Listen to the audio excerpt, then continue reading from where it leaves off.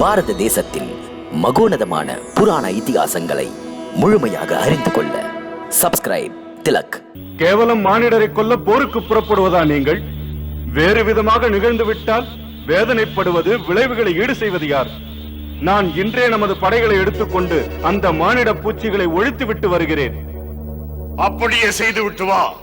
அந்த இருவரையும் உயிருடனோ பிணமாகவோ பிடித்து பஞ்சவடி குடிலை சின்னா பின்னமாக உடைத்து அவர்களின் உடல்களை எடுத்து நிமிஷ நேரமும் கடத்தாமல் அப்படியே கொண்டு வந்து என் கண் முன்னால் போடு. சூர்பனகை, நீயும் சென்று இவர்களுக்கு அந்த இடத்தை காட்டு. போ போ.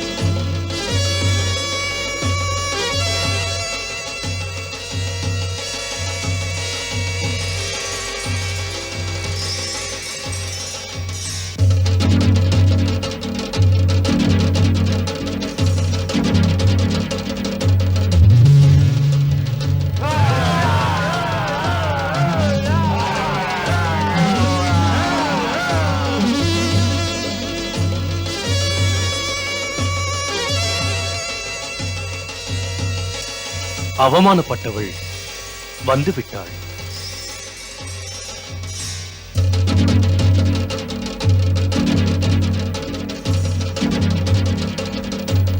ஜனஸ்தானத்தின் அரசர் வீரமிகு கரண் உங்களுக்கு தண்டனை அளிப்பதற்காக அனுப்பினார் எங்களை. எங்கள் அரசரின் ஆணை இது. அழகிய நங்கை இப்போது உங்களுடன் இருக்கிறாள்.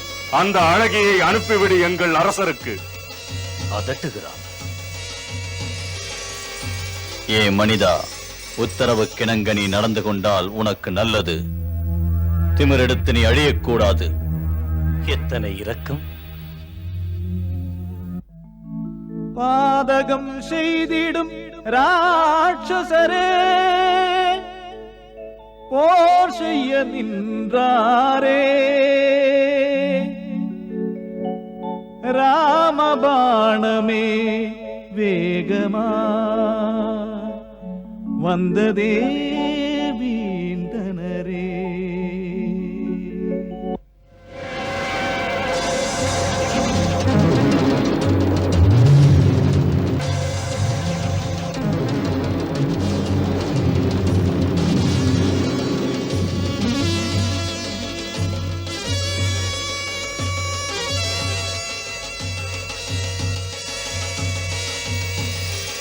என்ன சொன்னாய்?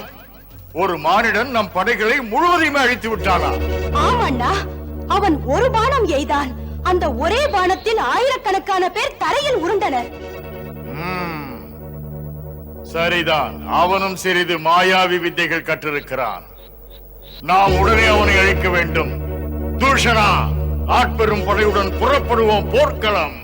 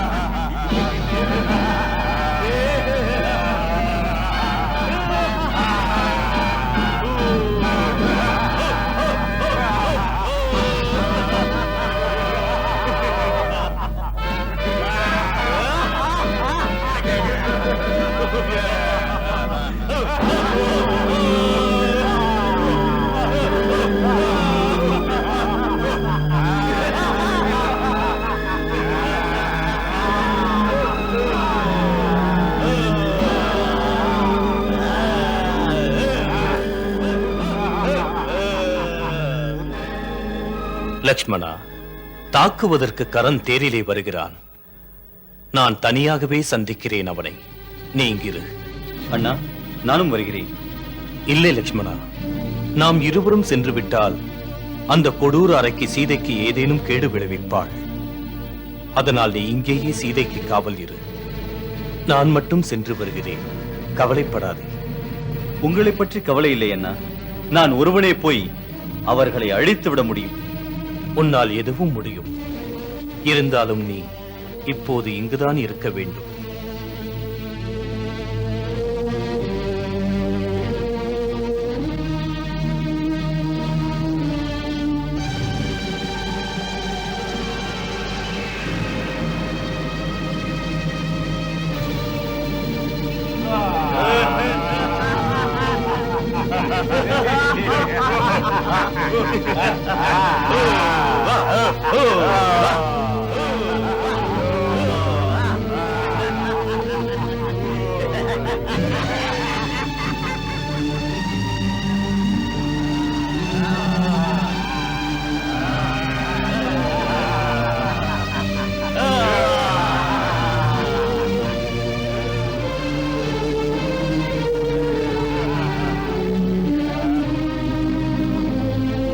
அற்பப்பதரே, சின்னஞ்சிறு மானிடன் எமது ஆட்சியின் எல்லைக்குள் வந்து குழப்பம் செய்கிறாயோ?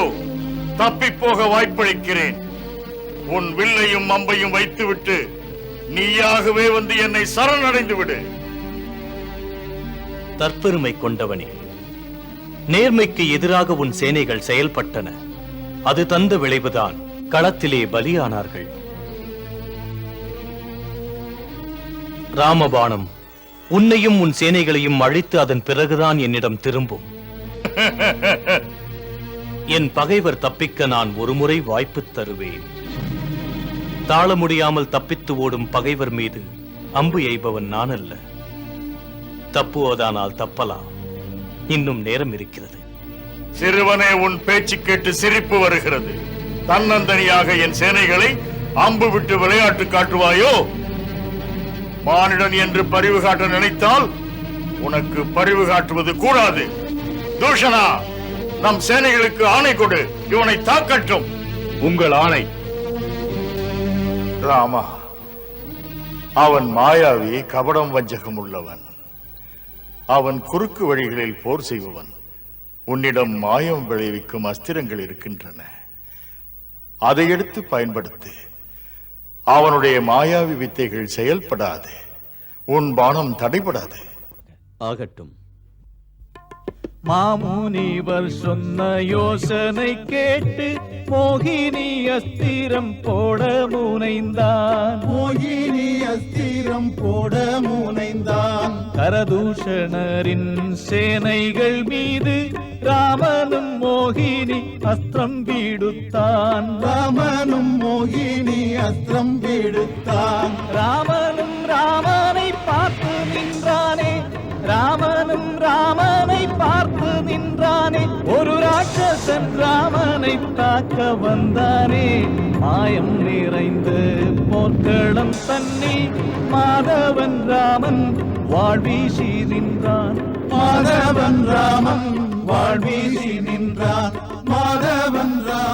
அட மூடர்களே, என்ன நடக்கிறது? யாருக்கும் சுயநினைவில்லையோ? தூஷணா, அங்கே என்ன நடக்கிறது? பாருங்கள், நமது வீரர்கள் பைத்தியமாகிறார்கள், தமக்குத்தாமே அடித்துக் கொள்கிறார்கள்.